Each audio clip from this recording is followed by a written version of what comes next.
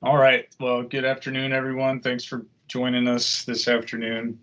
So I'm going to talk about a variety of insects in the landscape, mostly pests, but also some good insects, little mix of both. Ones to look out for, ones you're very familiar with, and ones that you may feel like you're familiar with, but I think you should know a little more about. And these are going to include any plants in the landscape. So it's not just turf grass related, but trees, shrubs, flowering plants, all sorts of stuff. So my lab focuses on urban landscapes, and I think there's not many other places in the United States where urban landscapes are so prevalent. And I think one of my favorite things to do is to have visuals and show people what things look like visually, and I think maps are a great tool for that. So this is Fort Lauderdale, the Fort Lauderdale area. The red spot is the Fort Lauderdale Research and Education Center with UF, and this image was taken in 1984. And if you slowly progress this from 1984 to 2020, you can see there's some pretty dramatic changes to that landscape. And not only has satellite imagery gotten a lot better over that 20 years, but the landscape has become a lot more urban and a lot more residential. And so this is a trend that's happening all over the country and all over the world, but Florida in particular is a real hotspot for urbanization. So in Florida, over 90% of our 21 plus million people live in urban and residential areas.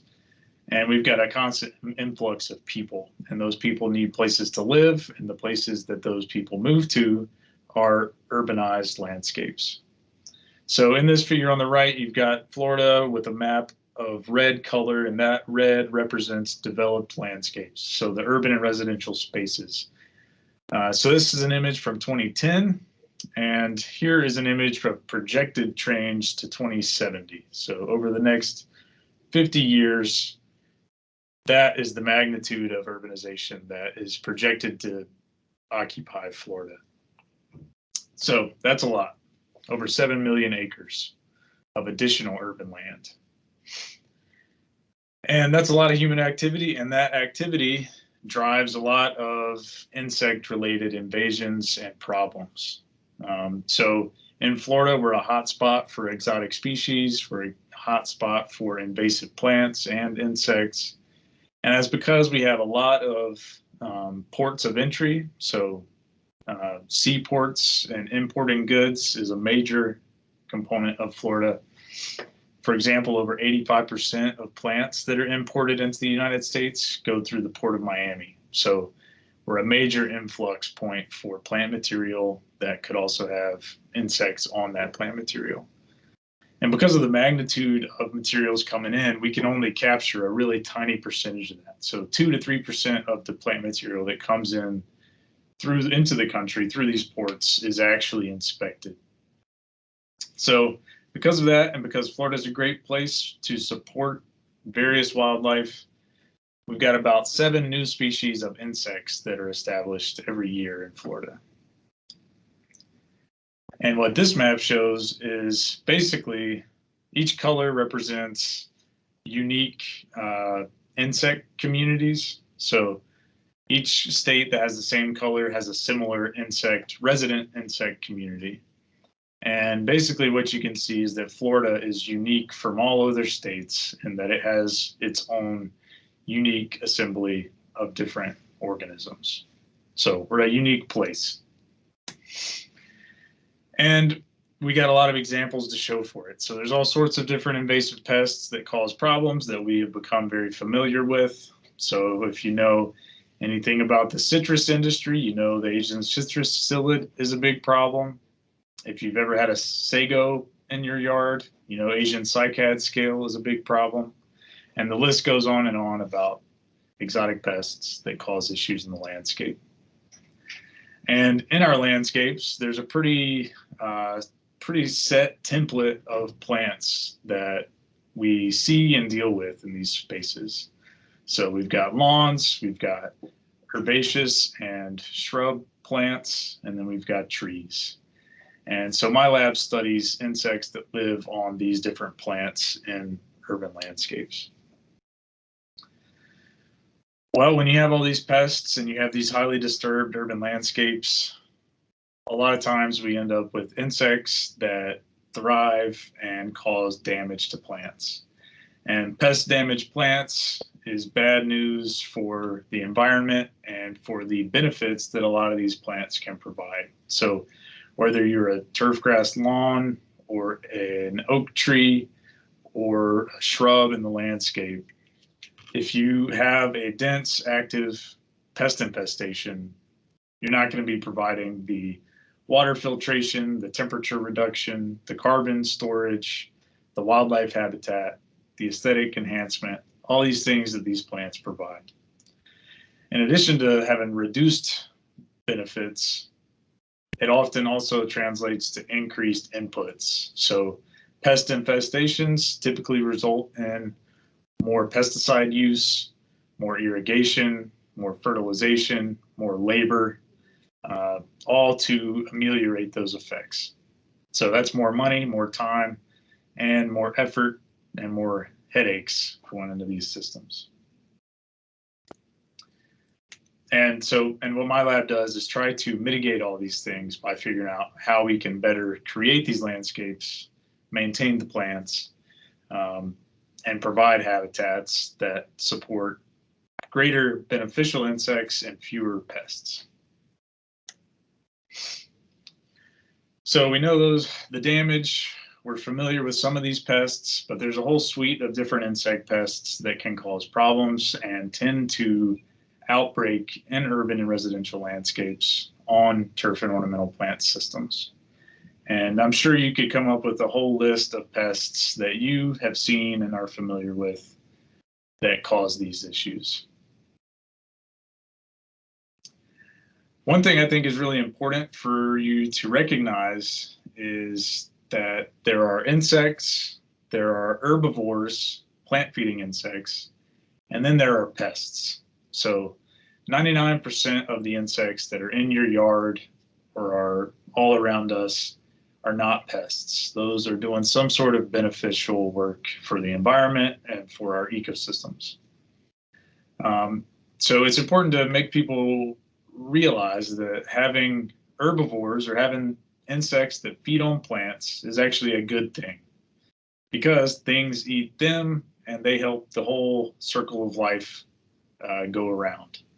However, what we see is that in a lot of these urban and residential spaces, there are all sorts of disturbances that cause some of these herbivores that typically exist below damaging levels to flare up and thrive. And I bet a lot of you could list off reasons why they can thrive as well. So some of those might be drought stress. Some might be putting in too much fertilizer, or heat stress, or using too many pesticides. There's all sorts of reasons that happen in their urban landscapes. But we typically manage, so everything that I do and everything that my lab at UF does approaches insect and plant management from an integrated perspective. So we use integrated pest management and try to develop solutions that follow this framework of IPM. And the number one thing you always have to do is identify what you're dealing with. If you don't know what you're dealing with, you're going to have a pretty hard time successfully managing it. So identification is key, and that's one thing that we're going to focus on today, is knowing what pests you need to be looking out for and when and where they may cause problems. And we're not going to focus too much on how to manage them. We'll touch on that in a few instances, though. So integrated pest management. And I know all of you are very familiar with the resources that IFAS produces and provides to help everyone identify pests. So I hope you're all using these, and I hope you're all directing people to these resources so that you can most effectively diagnose problems and help other people diagnose problems.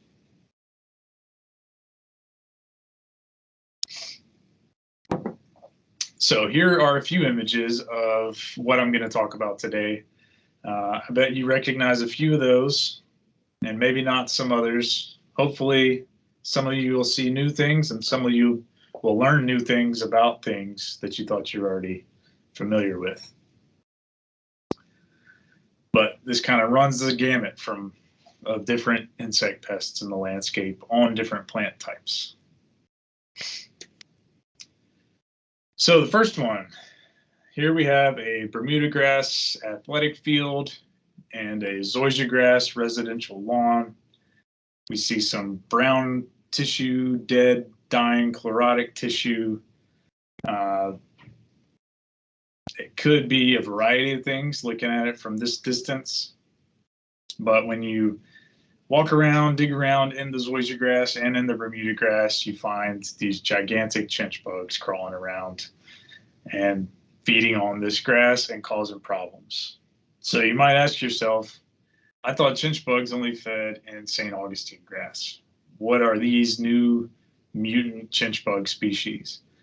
Well, turns out these are just southern chinch bugs, just like the ones that are killing your St. Augustine grass lawn, but they also feed on Bermuda grass and zoysia grass. So the southern chinch bug is probably the most well-known and well-recognized insect pest of turf grasses in the southern United States. We know this is a sap-feeding pest.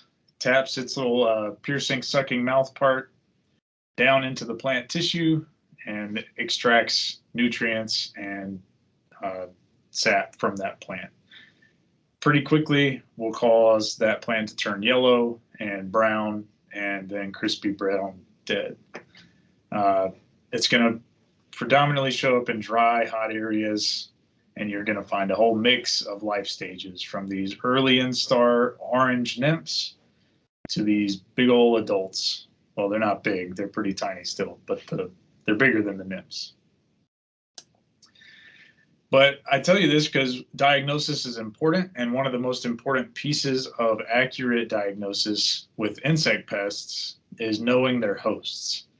And so if you were to get shown a chinch bug that was collected in a St. Augustine grass lawn, most people would instantly say, okay, yeah, that's a southern chinch bug. That's your pest. Here's your problem. Here's what you can do about it. But if you find it in zoysia grass or Bermuda grass or Bahia grass, you may be less inclined to instantly say that's a southern chinch bug. But in reality, southern chinch bugs feed on several different warm season grasses.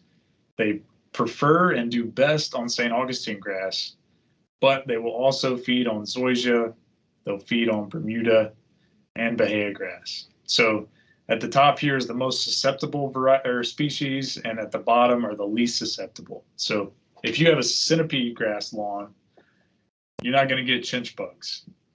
If someone claims to have chinch bugs in a centipede grass lawn, they probably have misdiagnosed that infestation, or it's some kind of rare blip, because that's a very poor host for chinch bugs, for southern chinch bugs. So keep that in mind. Don't get too set on chinch bugs only occurring in St. Augustine grass. So here's a couple other images of a couple of zoysia grass lawns. So these are not my lawns, but they are showing very characteristic symptoms of what has become a really common and problematic pest in turf grass lawns in Florida. So you see this really kind of diffuse gray-brown damage throughout the turf. And if you zoom in on those dead and dying areas, you'll find these little pink mealybugs that have white wax all over them. And those are the Tuttle Mealybug. So this is a mealybug like what you'd find on an ornamental plant. You've got this little tiny pink body, produces a lot of white wax. That's kind of a protective covering. And they hang out at the base of the leaves. And you'll find adults there that have been producing offspring. And so you'll have this big aggregation of adult and nymph mealybugs. So these things are all over in Florida. They've been in Florida for a while, but they weren't really a problem in lawns until the early to mid 2000s. And I would really say they weren't recognized as a big problem in lawns until, I don't know, 2016 or so. But I have seen these all over the state, all the way in the Pensacola area, Jacksonville, Ocala, and everywhere south. And about 90% of the time I see them in zoysia grass. So, and that's predominantly in residential lawns. Most recently, I've seen a few cases where they've been infesting Bermuda grass, and that has been on golf courses just because Bermuda isn't as common as a lawn species in Florida, but they will also feed and cause damage to Bermuda grass.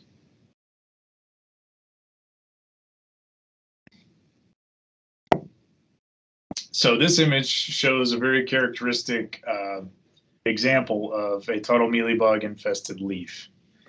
And there's a few things going on this leaf that I want you to pay attention to. The first is at the base of the leaf, you see the pink mealybugs and all the white wax that they produce. So that's a good sign of an active Tuttle Mealybug infestation. One thing you always want to do when you find this white wax and these little mealybugs is you want to mash them and see if they explode with juice. If those are juicy mealybugs, then they're alive and they're feeding. If they're not juicy, then they have either died for some unknown reason, or your insecticide application that has been made has controlled them, but they're still there, just kind of lingering. Another thing that you need to pay attention to is this residue on the rest of the leaf. So on the top of the leaf, kind of the most of the leaf has this white waxy residue on it, but there's no mealybugs in there. It's just kind of a remnant sign that there were mealybugs on that leaf. So this is oftentimes what it looks like after you've controlled these mealybugs in a lawn. There's going to be signs that they were there, but they're not going to be there actively feeding and causing damage.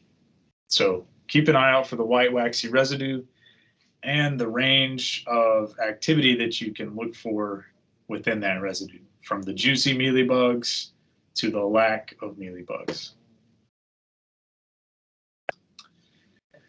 One thing that we've learned over the past few years is that zoysia grass management is the most important thing when it comes to Tuttle Mealybug management. If your zoysia grass lawn is not being maintained properly, it's going to be a lot more susceptible to Tuttle Mealybug infestations, and it's going to be a lot more difficult to manage Tuttle Mealybugs if you have an infestation. So dethatching or verticutting or removing that thatch in some way every year or every 2 years is going to greatly reduce the likelihood of having a Tuttle Mealybug problem and the likelihood that you're going to be able to successfully control those mealybugs if you detect an infestation. So when it comes to Tuttle Mealybug management, there's a few really important pieces, even outside of the insecticide piece. I'd say 95% of the calls I get about Tuttle Mealybug are asking me, well, this probably applies to any pest, but what product can they apply? What's the best insecticide? One thing that we know with Tuttle Mealybug, and really with any pest in the landscape, insecticides are not the first solution, and they are definitely not the only solution. You can't successfully manage any pest with only insecticides. The plants are let's say plant stress or some sort of favorable environmental condition for the pest is what triggers that outbreak and allows them to thrive. So you've got to adjust other parts of the system if you want to regain control and keep pest populations below damaging levels. So step number one, critical, minimize thatch in the zoysia grass. If you do that, you're going to be well ahead of most other people, and you're going to be ahead of Tuttle Mealybugs. Another important piece is if insecticides are being applied to control an active infestation, they've got to put down enough material to get down into the turf, into the thatch, and into all the little nooks and crannies where these things hang out. So applying enough spray volume and using things like surfactants to get good coverage on the plant material that sticks to it is important. Another really important piece that is probably the most difficult is being patient. So if you've got a lawn that looks like this lawn, that lawn has pretty significant damage from Tuttle Mealybugs. You can make insecticide applications to control this pest in this lawn, but it's going to take several weeks to a couple months for that turf to recover and be a green lawn again.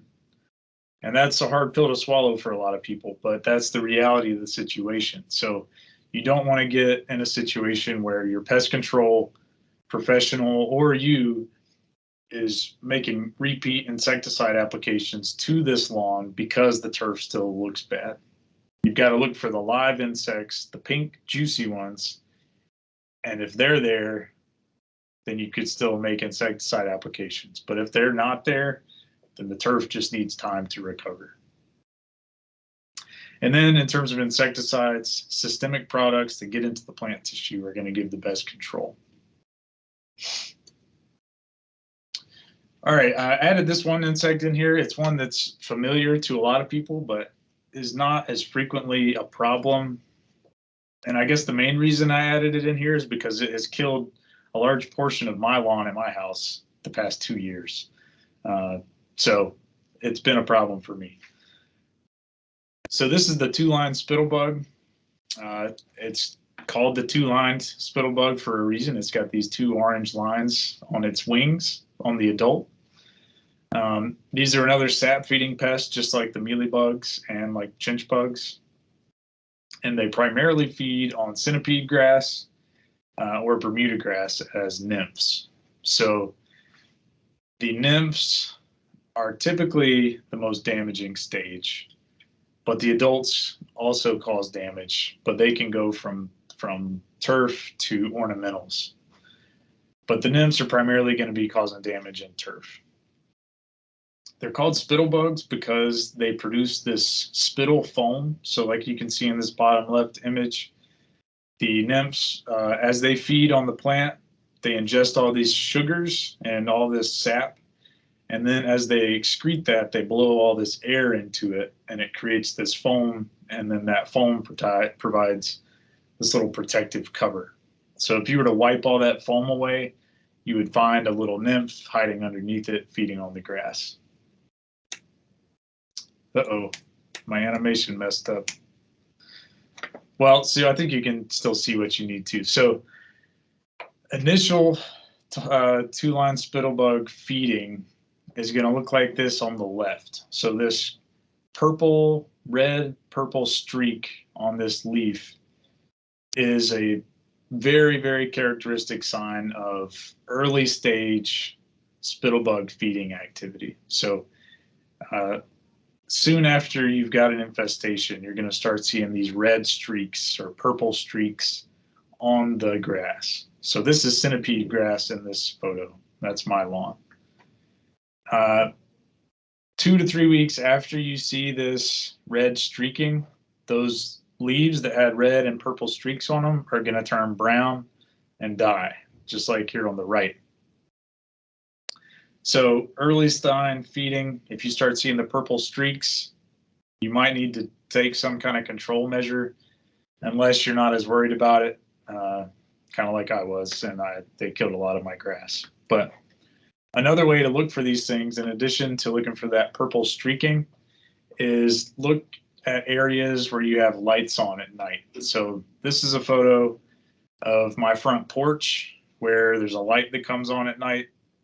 And these are all little spittlebug adults that have flown to that light and then died on the porch. So looking for that adult activity is also going to give you a good indication that you've got some active reproduction going on and that you might want to look for the purple streaking damage in your lawn. It can be pretty tough to find the nymphs because they're really tucked down and hidden away. So that's the two-lined spittlebug.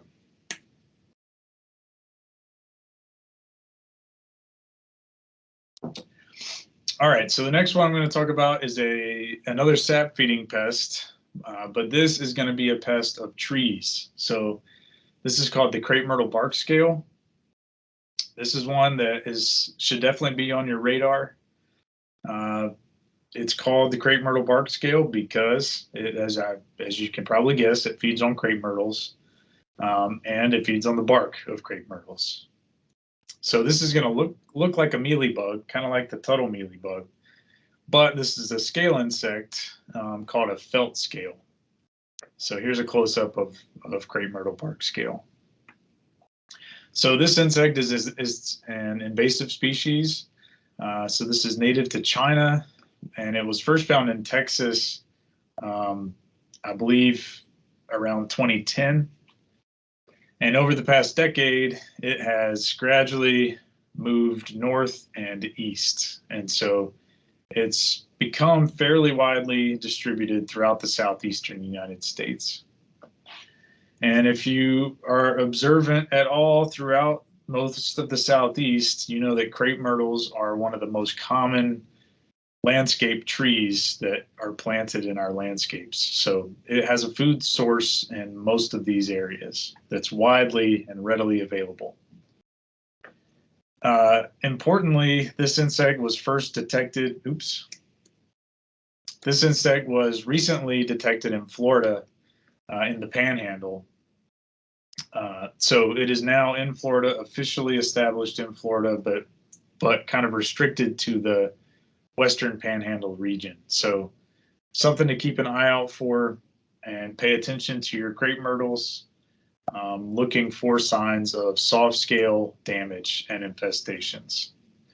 So when you hear the word soft scale insect, you should think of a few things. One, you got honeydew. So soft scales are feeding pretty actively on the plant sap. They're pooping out a lot of that excess sugars, and that excess sugar poop goes on anything beneath where they're feeding. And that's what we call honeydew, and that's gonna coat everything and make it all sticky and nasty. And then this black sooty mold is gonna grow on top of that. So lots of honeydew, lots of sooty mold, and then gradual plant death and plant decline. So crepe myrtles infested with crepe myrtle bark scale are going to turn black from all that sooty mold. They're not going to flower as much as they would if they didn't have an infestation, and they're going to have some general decline symptoms. Crepe myrtle bark scale preferentially feeds in the crotches of branches, like you see here in this image on the right, and it preferentially feeds on pruning cuts. So anywhere that a crepe myrtle has been pruned, these are going to really congregate. And I'm sure, as many of you know, crepe myrtles are very frequently pruned, for better or worse. Another thing to look for, just like with a lot of sap-feeding pests, is wasp activity or ant activity, and they're going to be feeding on that honeydew that the scale insects are excreting. Just like with your Tuttle Mealybugs, one great way to determine if they're alive is to smash them. And when crepe myrtle bark scale are smashed, they're dark purple. So they're very juicy and they're very purple. So do that to see if they're alive. These are also the only bark scale or mealybug looking insect that feeds on crepe myrtle in the United States. So if you see a lot of sooty mold on your crepe myrtle and you find these mealybug bark scale looking things, it's a pretty good indication that this is what you're dealing with. The only other insect that we see frequently on crepe myrtle that produces a lot of honeydew and sooty mold are crepe myrtle aphids, and they're very common in the landscape and not as big of a concern, although they can be problematic. So again, crepe myrtle is the #1 host. Another important thing to note is that they also feed on American beautyberry, which is a native species to the southeastern United States. So this could be an important problem. So that's another host to look for infestations on and look for this damage. It's primarily an aesthetic issue on crepe myrtles, but it does cause some slight reductions in health and gradual decline. And severe infestations can be really problematic. I'd say over the past 10 years, there's been a ton of research going into crepe myrtle bark scale management, and there's a lot more going on right now. People are trying all sorts of things and learning a lot about these insects. So one thing that people have tried is trying to just use high pressure water sprays to get them off the bark. That's not a great option. It doesn't work very well, and you have the risk of damaging the trunk. So not a recommended approach. And pruning out infestations also increases the number of these wounds that then is a prime spot for these insects to feed. There's been some research at Auburn, at the University of Auburn, that has found that lady beetles can be really good at eating these and providing control. The important thing there is you got to give them the opportunity. So you don't want to be spraying insecticides all over the trees, because then that's going to reduce their ability to eat these insects. And they've also shown that putting these big yellow cards in the tree canopy attracts lady beetles and increases the number of them that are actively feeding on these scale insects. So that's pretty cool, and something that I've started to see is happening in places like Alabama, where they've got these pretty bad. And then finally, like most scale insects, systemic insecticides are going to be the best option, and insect growth regulators that get into that plant tissue. So that is what research has shown works the best. But because these are an invasive species and a highly regulated pest, if you find it, you got to tell somebody about it. Don't just tell your neighbor, tell your local extension agent, and they can contact FDACS and the Division of Plant Industry and come check it out and do what they can to stop it from spreading all over the state. So keep an eye out for that one. It's an important one.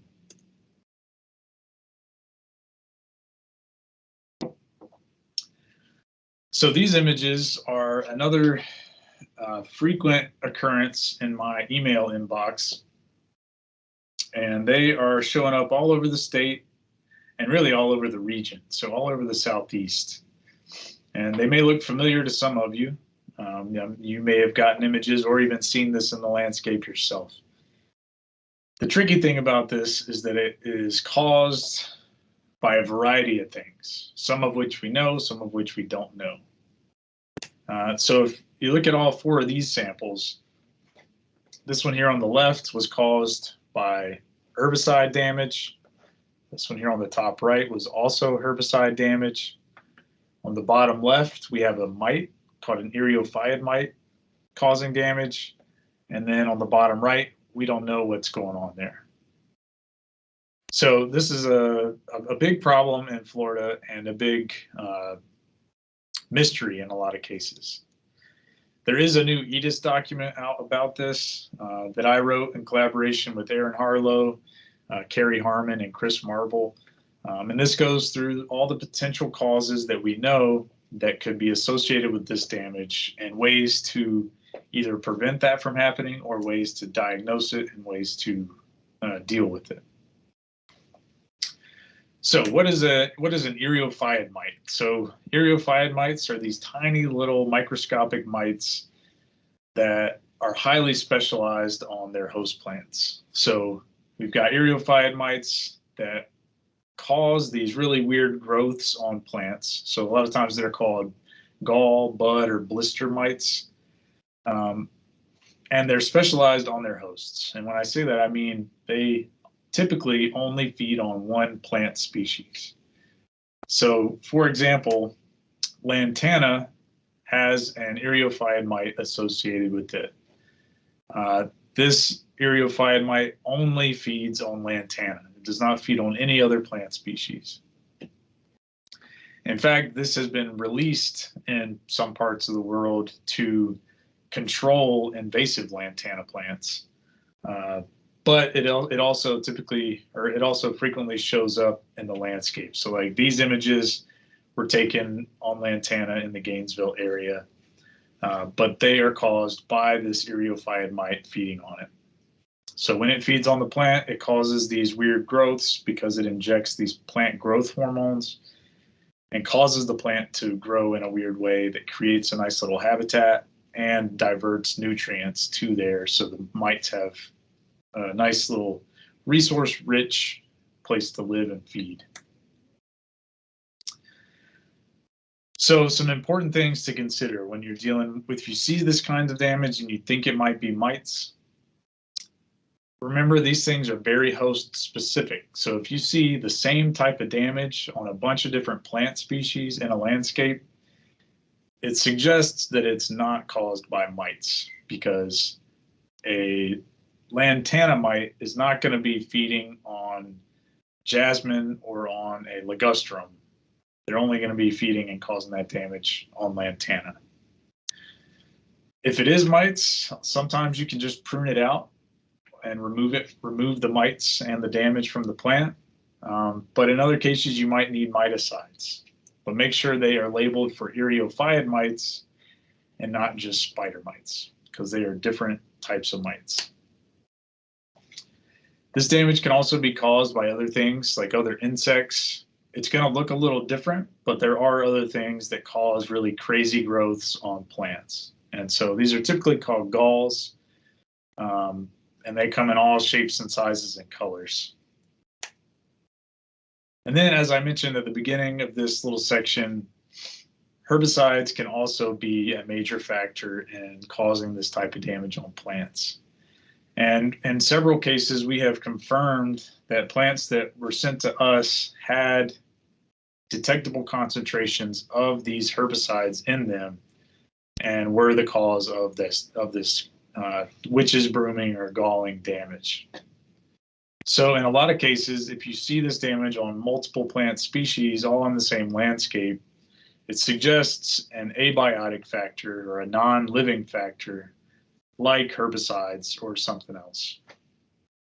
And the primary herbicide group that is causing this type of damage that we have found are the imidazolinone herbicides, and the most common one of those that we see is imazapyr. So when you're using herbicides in the landscape, always read the label, look for the active ingredient, and look for where it is supposed to be applied. And don't apply at places where it's not supposed to be applied. Like, for example, this type of herbicide is not supposed to be applied to ornamental beds because it gets in the soil and it remains in the soil free to be taken up by plant roots for several months. So we have done some trials in my greenhouse where we've collected symptomatic tissues and infested asymptomatic plants with the tissue and with mites that we find on the tissue. And we've been unable to cause this damage on plants simply from putting the mites on those plants. So it suggests there's something else going on in this system, and we still are working on trying to get to the bottom of it. Chris Marble, our weed scientist, and I are trying to currently find some additional funds that could support a student who might be able to pursue this work. So check out this new EDIS publication. Use it as a way to kind of think about how to diagnose these issues and deal with them, and use it as a reference and way to find places to reach out to if you see this kind of issue. So the last little bit that I'm going to talk about is about gardens and places that we try to create for good, but also wind up dealing with some pest problems. And so wildlife conservation efforts in urban landscapes have never been more popular in American society. and I would argue never been more urgent. So we're learning a lot about all these insects that are declining around the globe, pollinators, and all sorts of other groups. So creating conservation spaces where we live is really important to help provide habitat. And so one thing that, or a lot of what my lab is doing is trying to optimize how we design and manage these gardens or these conservation spaces. So can we design gardens by manipulating the plant diversity in them, how apparent the plants are to beneficial insects, by studying how these plants interact with each other to achieve specific conservation goals, like saving pollinators, like saving butterflies, like minimizing pests, and all sorts of things related to this. So we've done a lot of work with creating conservation spaces on golf courses, and I've talked with a lot of you about this work in the past, where we take these out of play areas on golf courses that are turf grass but not used for the game of golf, and we convert them to diverse wildflower habitats.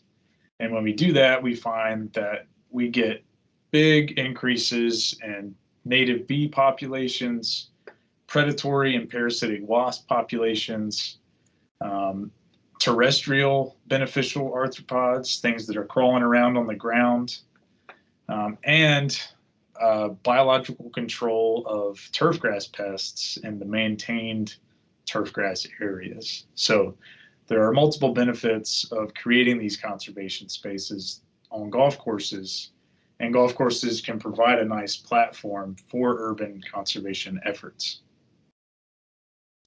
We've also done some similar work with monarch conservation habitats, where we've looked at how garden design or plant diversity might influence monarch colonization and success.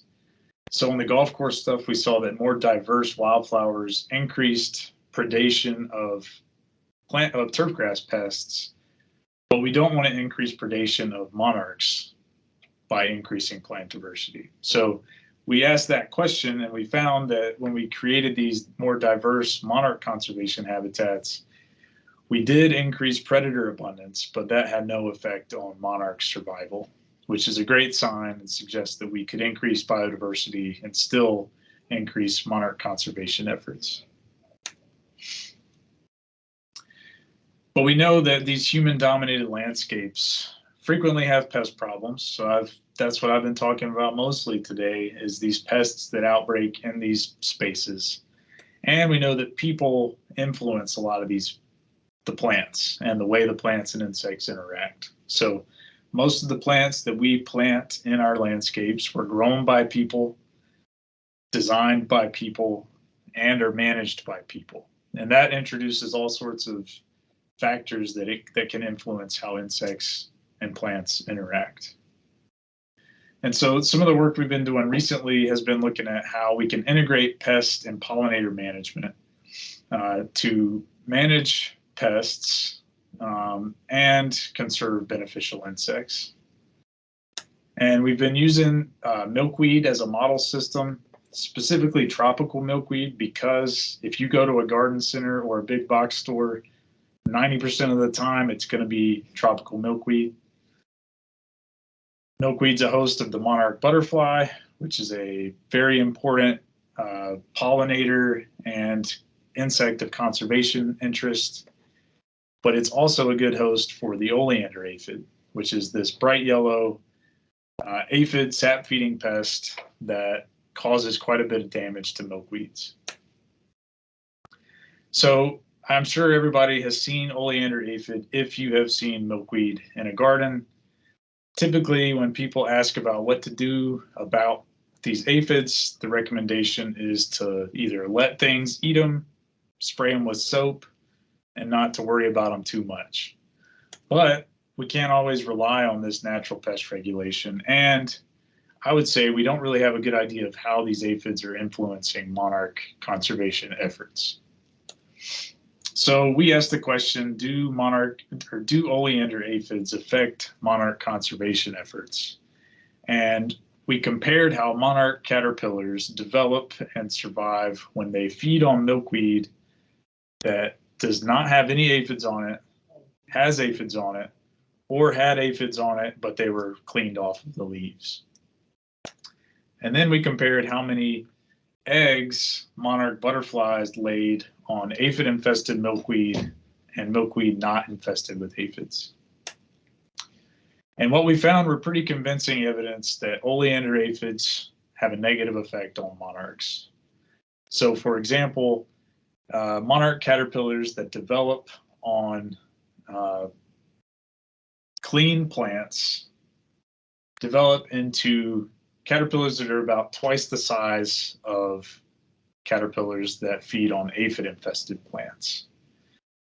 So that suggests that these induced plant defenses in milkweed is negatively affecting monarchs, but they've been induced by these aphids.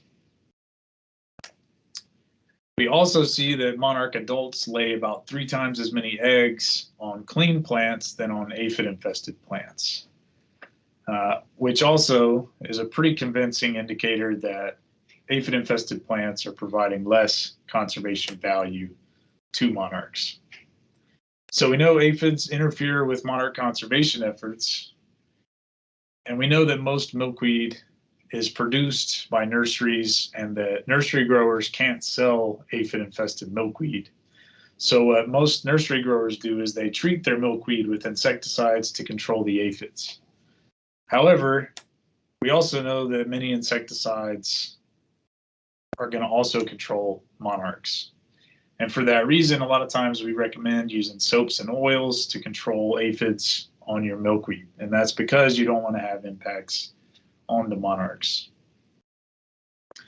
But when you compare how well soaps control aphids to other synthetic chemistries, you see some pretty stark differences. So what this table shows is colors. The bright red is a severe aphid infestation, orange is a moderate infestation, and green is a low infestation.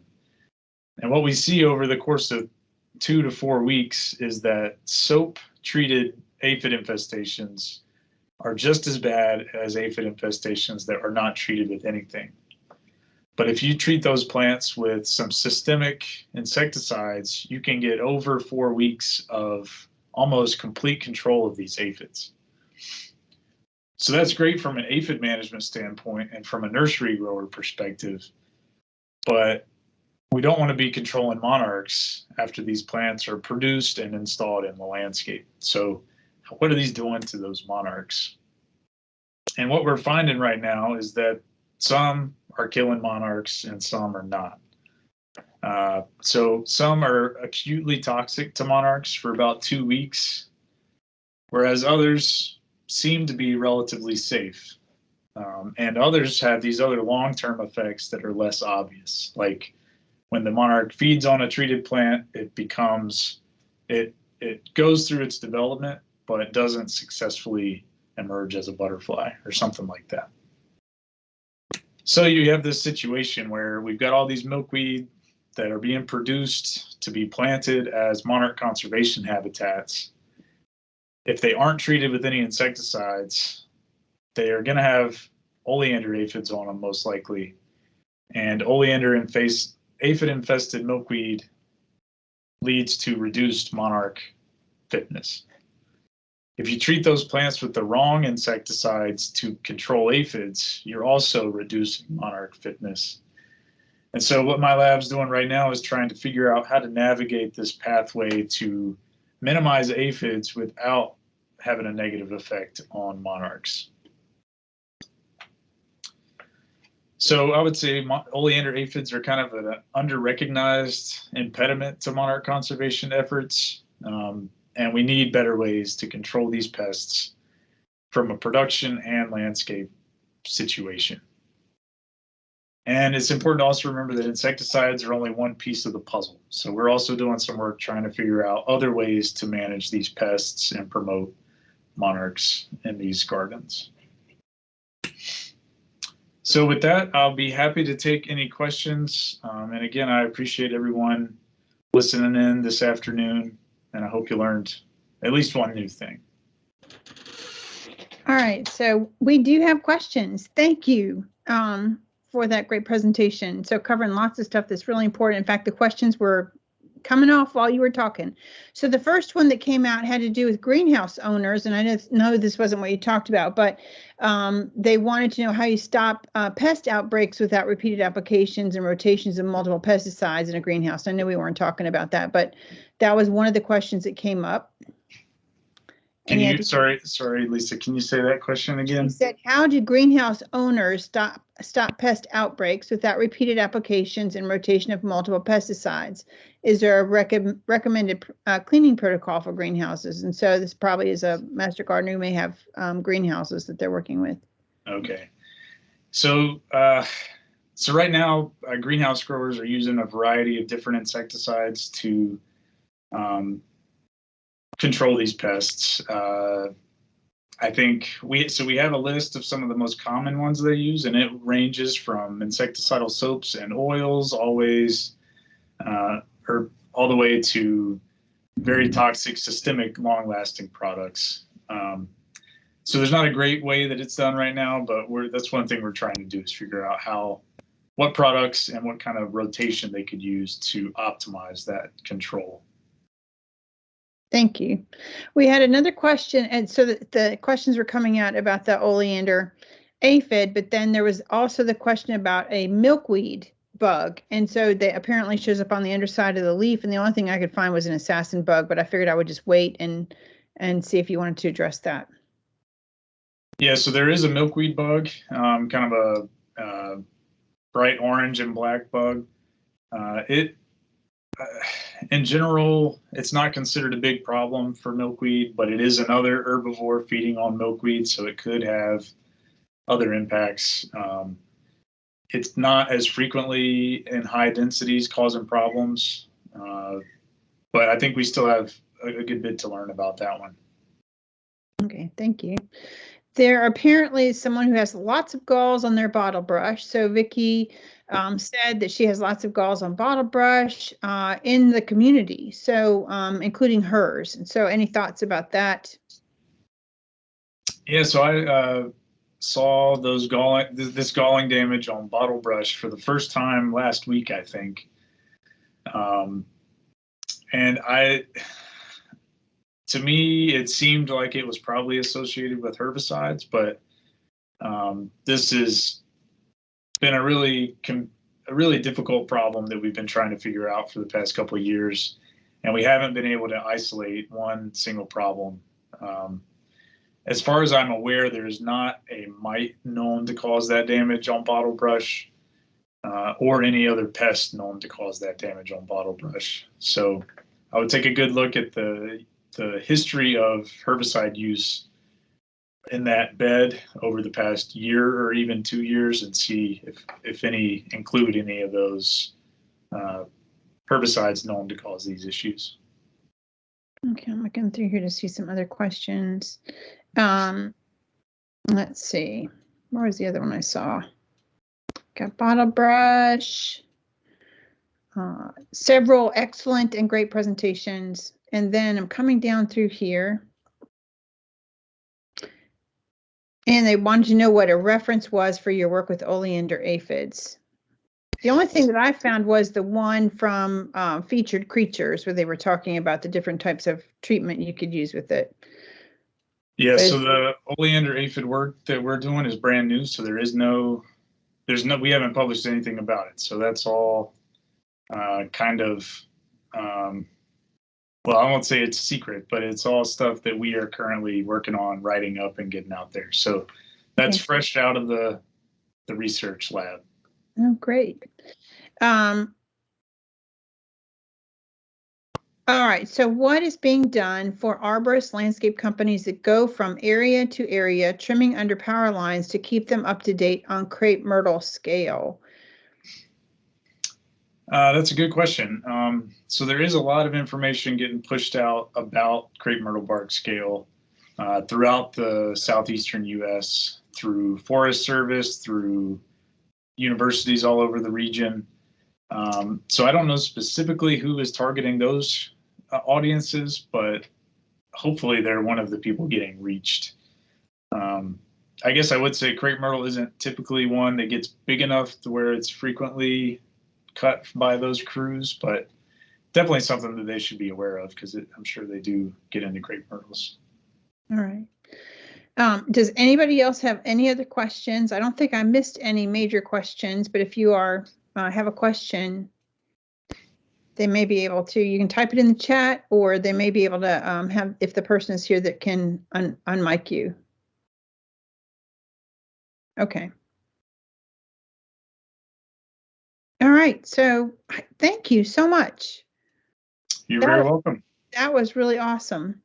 And very informative. Okay, so let's see. Oh, here it is. In the last few months, Bahama cassia is experiencing multiple branches, blackening and death that happens quickly on otherwise healthy plants that look healthy except those branches. Not really in the topic today, but the questions. Yeah, it's hard to say. If they're turning black, it could certainly be from some sort of sap-feeding insect that's causing sooty mold growth. Okay. But other than that, I'm not 100% sure. Right. Okay. Well, thank you. Thank you. And I want to thank all the volunteers for being here and for being total beasts and being able to get on and go from link to link in Teams. And so not even knowing that you're really there, you just could just get into it. I'm just so proud of all of you for doing all that. I know Wendy is too. So you guys have really stepped it up and got to do something really different. Is marvelous. So anyway, thank you all for being here, and thank you, Adam. I know Wendy is here now, so I'll turn it over to you. Thank everybody so much for hanging with us and being courageous and learning this new platform. You've done amazing. I'm so impressed with all of you. And Dr. Dale, you just always stun us. We never know what you're going to come up with next. So keep up the good work. We Thanks, always Wendy. love it. And the slides and your videos are great. And you should follow Adam on Twitter because he's pretty interesting. Thanks, Wendy. Take care, everybody. We will see you next time. And I want to, you'll be getting an email from me very soon on the bookstore plant list, as well as the promise of the recordings, and the evaluation will go out next week. So I appreciate you all. Thank you.